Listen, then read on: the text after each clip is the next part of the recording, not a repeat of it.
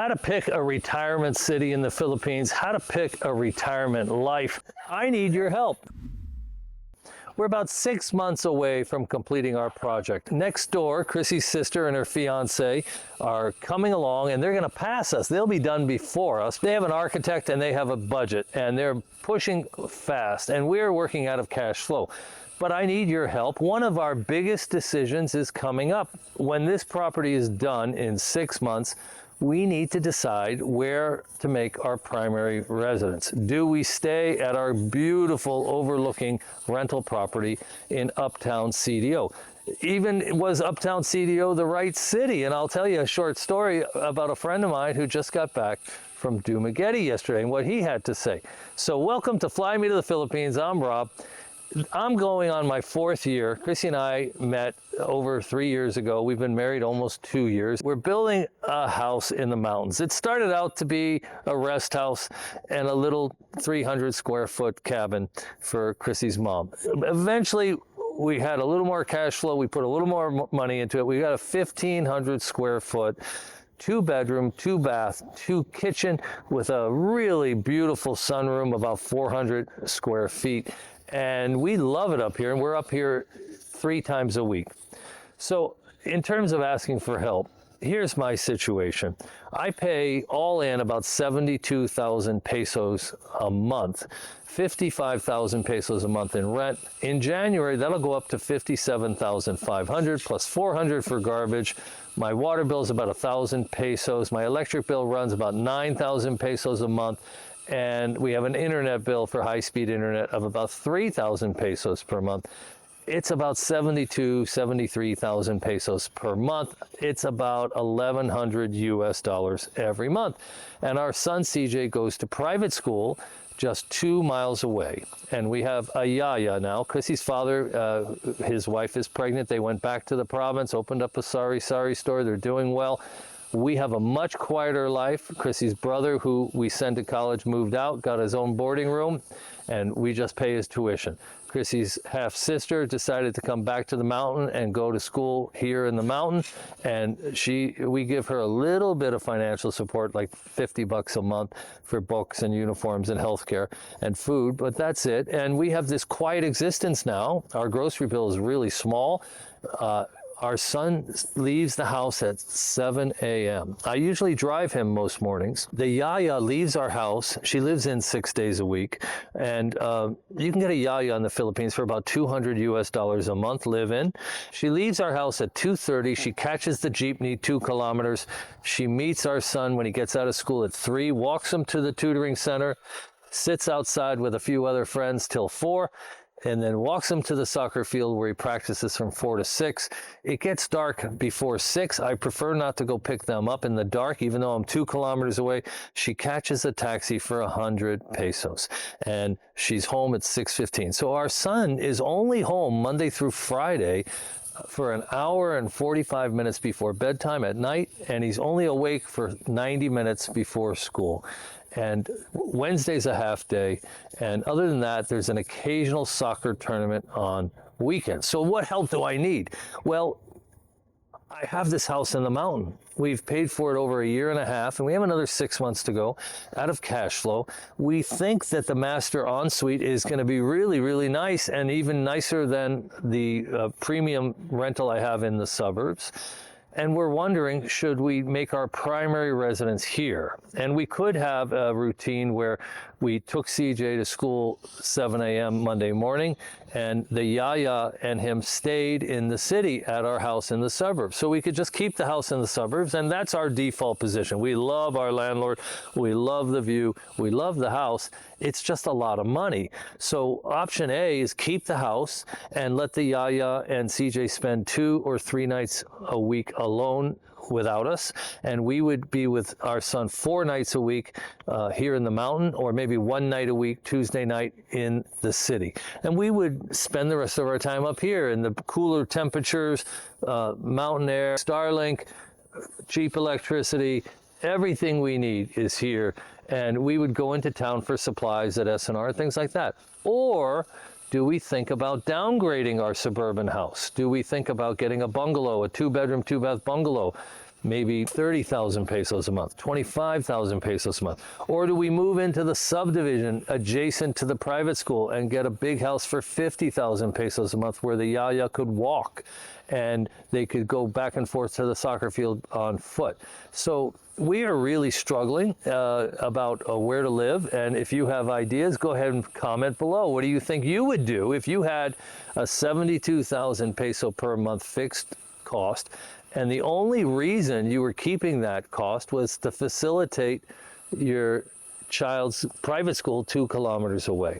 Now, I mean, we could bring him to the mountains and the school offers online education. He could be a student of the school and do online education, 6 hours a day with an adult, but he wouldn't be able to play soccer, which is his passion, and he's better than average at it. And so those are the considerations. I mentioned I was going to tell you a story. I have a friend. He was a consulting client. He's become a good friend.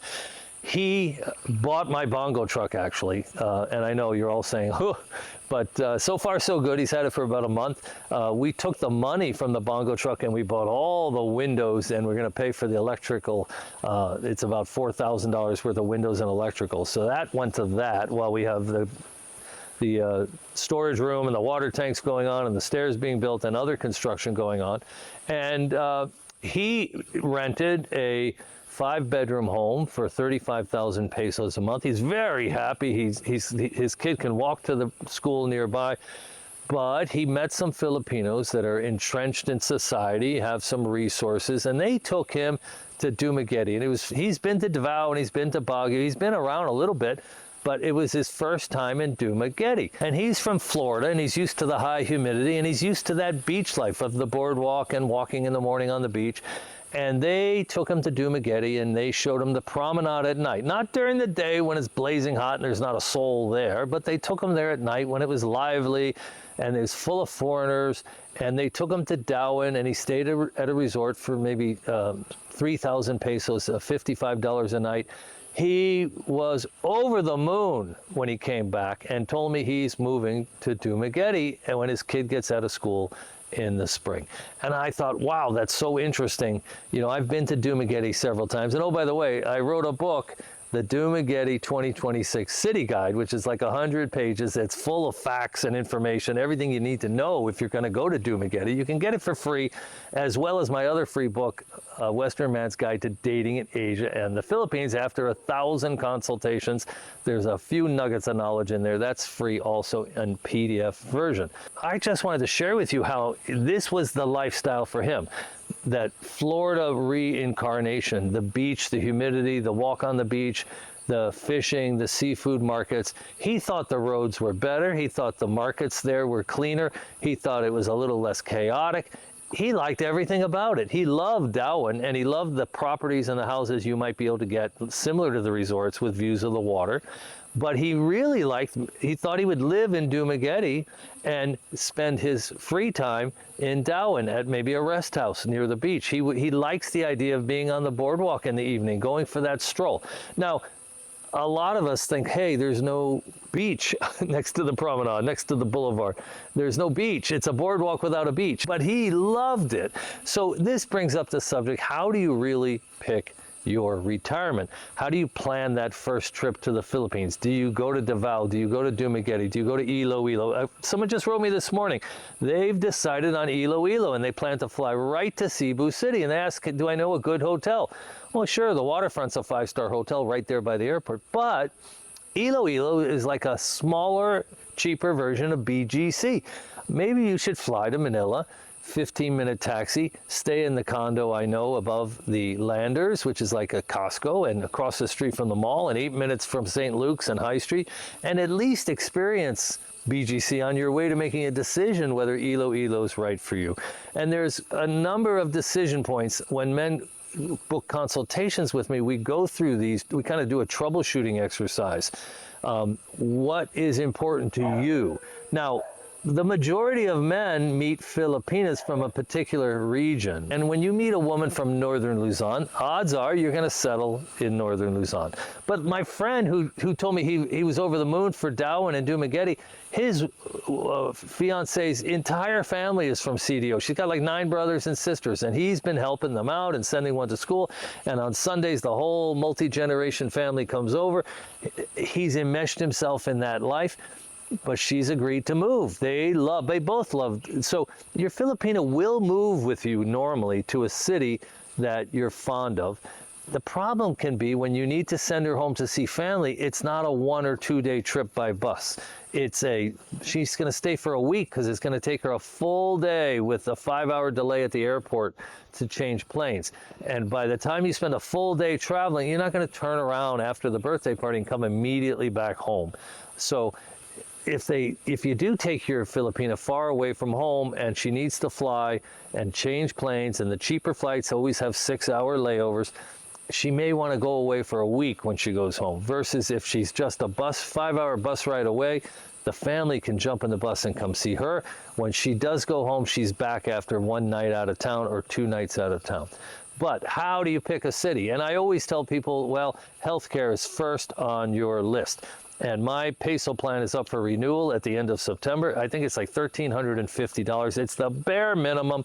And I even take the ward plan, and I figure, hey, I'll just buy the private room out of pocket if, God forbid, I end up in the hospital. But I want to be able to get in the hospital. I want to be more than stabilized, and I don't want to come out of pocket. I mean, I don't want to take $25,000 out of the bank to cover a $6,000 or $10,000 or $20,000 emergency. I want my savings protected, and I'm willing to pay the $1,350 every year.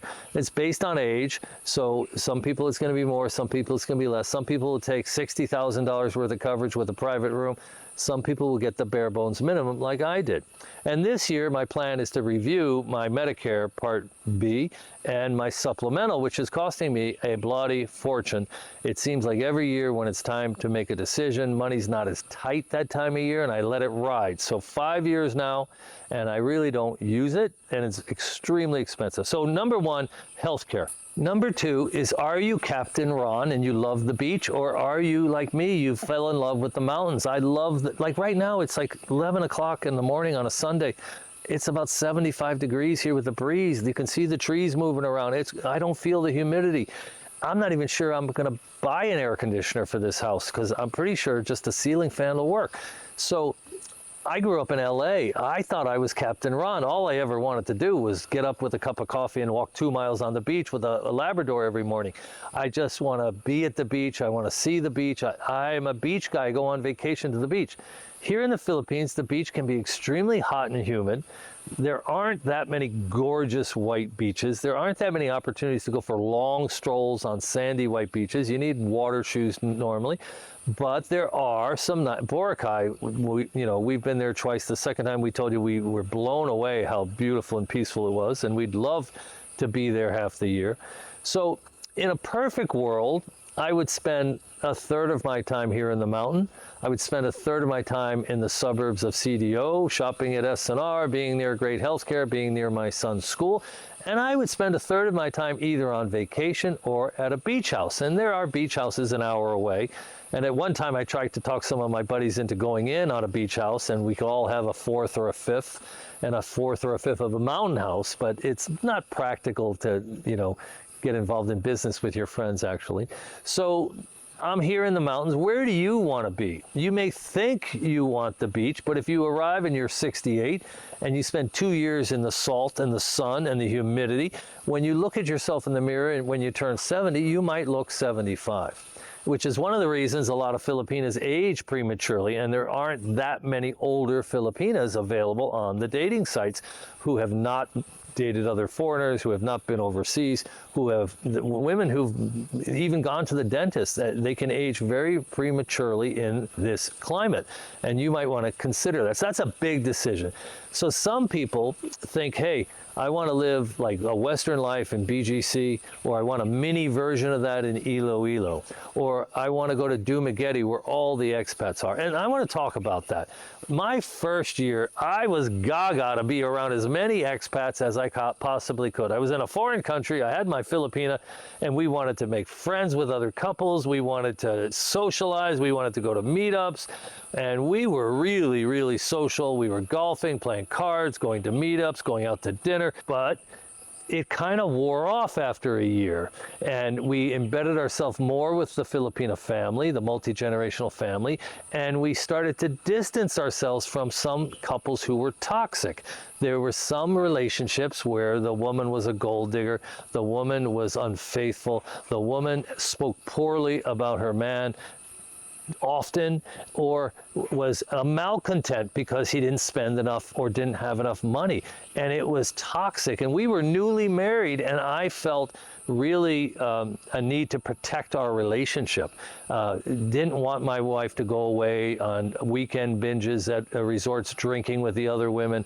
I didn't want to be around foreign men who led with their money, men who were interested in other women other than their girlfriend or their wife, and would flirt in public when we were away from the women, or men who would pursue other women.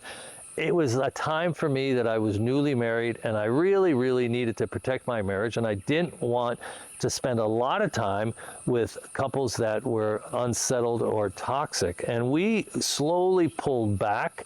We still meet hundreds of expats for coffee when they ask. If we're in town in midweek, we do, and it's one of the greatest parts of my life.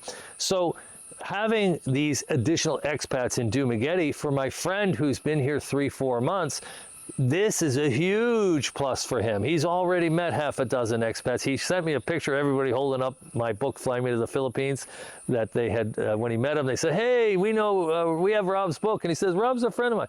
So at that phase of your life, when you're moving to Asia, it's very, very important. But today we're going to talk a little bit about how you need to plan your retirement beyond that splurge of expat friendships, and getting your Filipina to meet other Filipinas in age gap relationships, other Filipinas who date older foreign men. There's a real urge to move forward with that initially, but it will potentially pass. So some cities like Dumaguete, they just have too many expats for me. I don't want to walk into a coffee shop and see 10 Americans. I just don't. And I don't want to hear people barking their politics at restaurants. And there is a small percentage of people that when the tribalism heats up in the West, they bring it here and they bring it in public. And if you're at an expat meetup, they will bark their politics as loud as they can, and they don't care who hears it and who it annoys and who it offends. And that's not why I came here. So you got to be careful of that. And you have to be careful that you meet people with your own budget. If you're here on $1,600 Social Security a month, it is very doable. But you don't want to hang out with people with four-wheel drive vehicles who are going to the beach and going to Boracay, and they want you to join them for golf twice a week, and they want you to go out to dinner for the $30, $40 dinners. So you gotta pick your friends wisely, and what you'll find is a lot of guys, after that initial year, they tend to merge more with the Filipino family, merge more with a few Filipino friends, and begin to have a quiet retirement where they do what they want to do, when they want to do it, and with who they want to do it. In addition to Iloilo and Davao, which I've mentioned, Bacolod is a town with about the same size population where I live, CDO. I think BGC and Makati are great. If you have a 4K or more income, you can do it on 3, but if you have 4,000 USD, you can make it work nicely, and you could be out to eat, and you could be enjoying the cocktail bars, and you can be enjoying great restaurants, and the airport's right there. I am not a big Cebu City downtown guy. I don't want to have a condo that I can leave empty as I travel around. That's just not me. I'd rather take a suitcase and spend my budget where I'm going to be. But Cebu City is a great launching off point to go to other places in the Visayas. If your healthcare demands are not strong, because healthcare is your biggest issue, and if you are managing a disease or you've got veteran benefits, you're going to want to be in Manila, Cebu City, or Davao. Silliman University, the first American university ever founded in Asia 100 years ago, is in Dumaguete. It does punch above its weight class. It's a town of 120,000 people. It punches like a town of 350,000 people. I'm in a town of 850,000. We have 4 major hospitals, but it doesn't really compare to Cebu City, Chung Hua Hospital, or St. Luke's in Manila, or the teaching hospitals in Davao. But it's a nice trade-off for a lot of people. They get the small town without taxis. There's better restaurants because there's a lot of expats, and so it can support more foreign-based, better restaurants. And it's closer to the beach, and it has beautiful beaches in Darwin, and Bacong is even nearby. It's only 45 minutes by fast cat to Siquijor, which is a spectacular island with clean white beaches. It has a lot to offer. Up in the hills of Valencia, you can get out of the heat. If you have a vehicle or you have a scooter, you're good to go. If you are stuck on the jeepney or the tricycles, it's not a great life. I don't recommend it. So you have CDO. You have Tagaytay is another choice in the mountains. Up here in the Bucanans on Mindanao, you could go to Malaybalay and live very inexpensively. They're just about to open an airport 40 minutes away from Malaybalay. That place is going to boom over the next 10 years. And having an airport 40 minutes away will be a real plus to get flights to Cebu and Manila. So there are a few other places, and there are great vacation spots to go to too. But what are the considerations? Healthcare is super critical. You're not going to get an ambulance in 40 minutes. You know, in Chicago, you get an 8-minute ambulance. In the Philippines, you're not getting an ambulance. So if you live 8-minute walk from St. Luke's, or you can jump in a taxi and be there in 8 minutes on your own, great. For us, we can get in a pickup truck and be taken to a hospital in 10 minutes. It's possible, okay?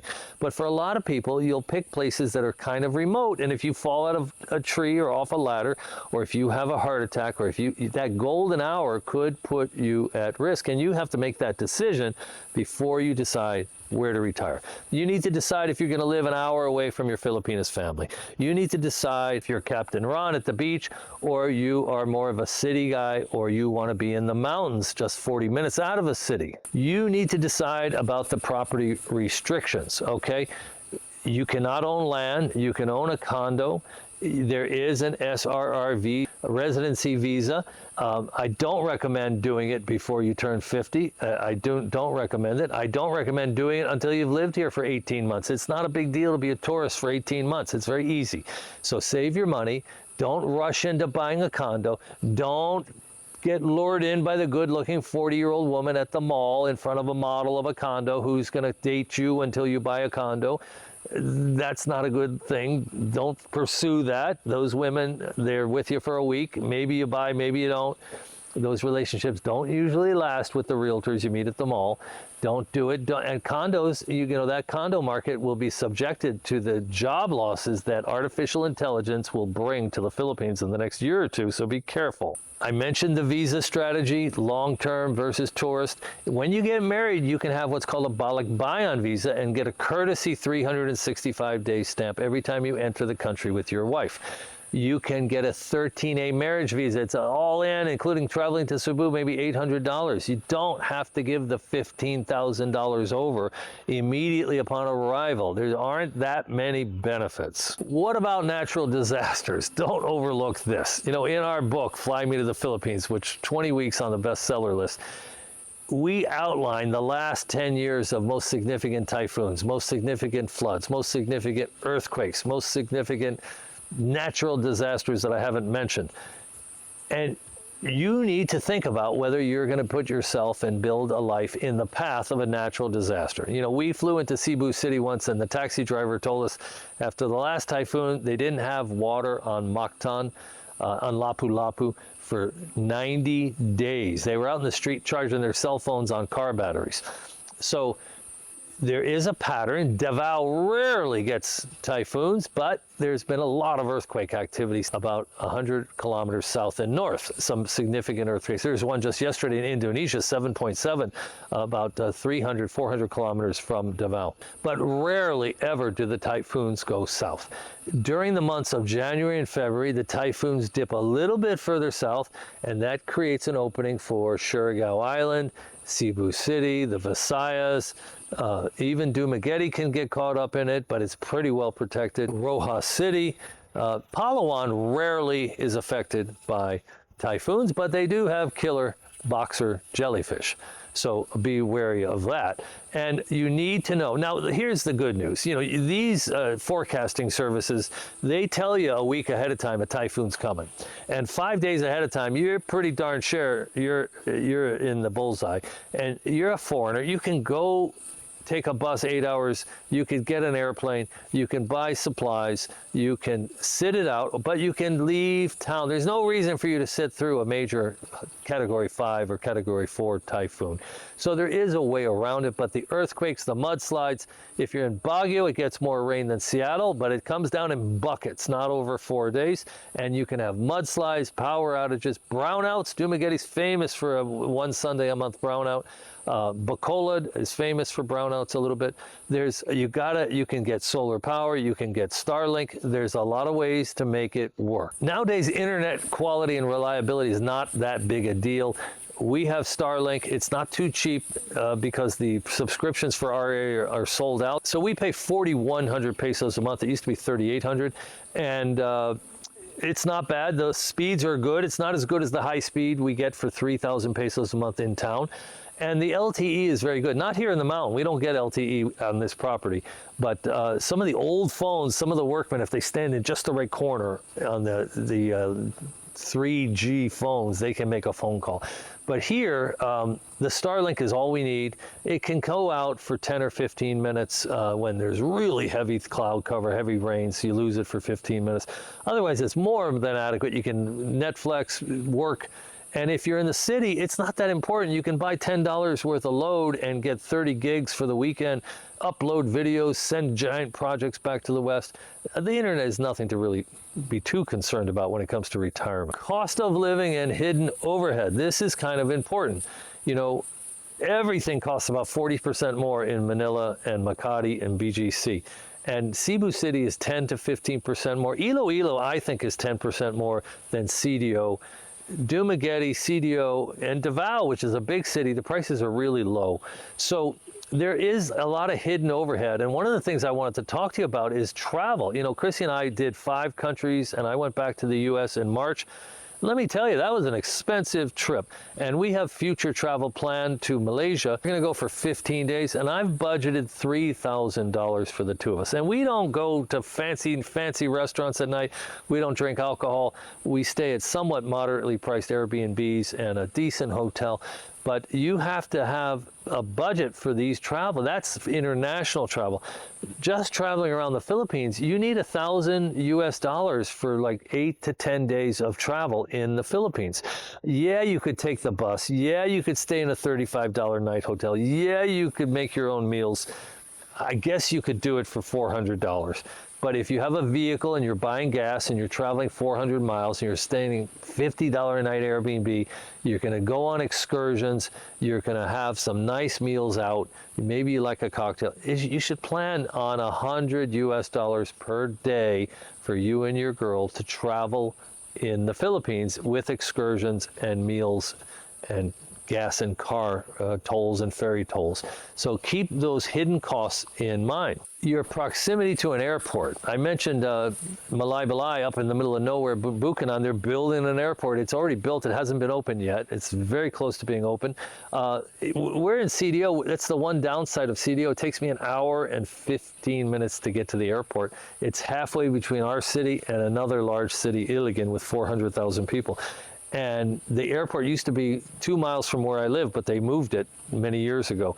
So it's not perfect. And, you know, we don't take the airport that often. It's not the end of the world to go an hour earlier and get there with traffic. But it would be nice. And Dumaguete has a very close-in airport. Iloilo has an airport about 25 minutes from downtown. BGC, it's 15 minutes. Makati, it's like 9 minutes. Tagaytay, you're going to have to go drive 2 hours to Manila. Bacolod has a nice airport. So there, and Rojas City, one of the real pluses, it has an airport right in the close downtown area. So it's very nice. Now, you can only fly to Manila and Cebu City for the most part. There's like 3 flights a week to Davao or Iloilo from where we live. But How important is proximity to an airport, and do they have international flights? So like Davao has 3 or 4 flights to Bangkok, Singapore, and maybe Hong Kong. Not many, but a few you can get out of town without having to go and change planes in Manila. We're going to Malaysia, we have to change planes in either Cebu City or Manila. There are no international direct flights from a town of 850,000. How important is that to you? So another thing you can look at is microclimates. Now, I'm kind of up here in a microclimate. You know, I live 500 feet of elevation. That's 2 degrees microclimate cooler than downtown. There's a breeze. That's part of the microclimate. When I come up here at 2,850 feet, it's my own microclimate, and it's only 40 minutes away from home. And I'll be back home tonight. We'll be home at 4 o'clock. No big deal. And this is our microclimate. So you can have a rest house with a microclimate. And some of these areas, like going up the hill to Valencia, if you're in Dumaguete, it gives you an opportunity. Going to the beach in Darwin, 40 minutes away, microclimate. So think about the potential for microclimates nearby. Before we go, I just want to talk really quick. What do you do with your time? Now that you've retired, like what the hell? You've got this beautiful young Asian woman who's your wife, and you've got her family. You don't want to micromanage her family. You don't want to be financially responsible.